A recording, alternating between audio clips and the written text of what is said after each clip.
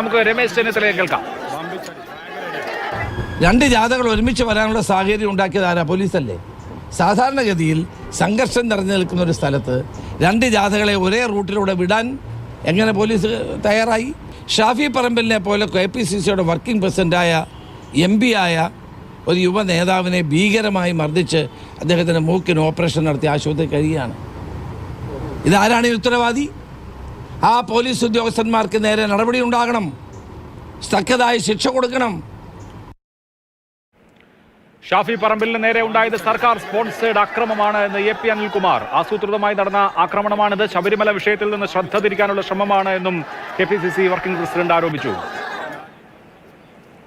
അങ്ങനെ കേരളത്തിലെ ഈ ഗവൺമെന്റ് ശബരിമല പോലെയുള്ള ഒരു ക്ഷേത്രത്തിൽ നടന്ന സ്വർണ്ണമോഷണത്തിൻ്റെ പേരിൽ പ്രതിക്കൂട്ടിൽ നിൽക്കുമ്പോൾ അതിൽ നിന്ന് ശ്രദ്ധ തിരിച്ചുവിടുന്നതിന് വേണ്ടി വളരെ ആസൂത്രിതമായിട്ടാണ് കേരള പോലീസ് ഉണ്ടാക്കിയിട്ടുള്ള സ്ക്രിപ്റ്റിൻ്റെ ഭാഗമായിട്ടാണ് കേരളത്തിലെ ഏറ്റവും അറിയപ്പെടുന്ന ഒരു പാർലമെൻറ്റ് അംഗത്തെ ഏറ്റവും യുവജന നേതാവിന്, ഒരു പോപ്പുലറായിട്ടുള്ള യുവജന നേതാവിന് ഈ രീതിയിൽ തല്ലിച്ചതച്ചത് എന്നുള്ള കാര്യത്തിൽ സംശയമില്ല.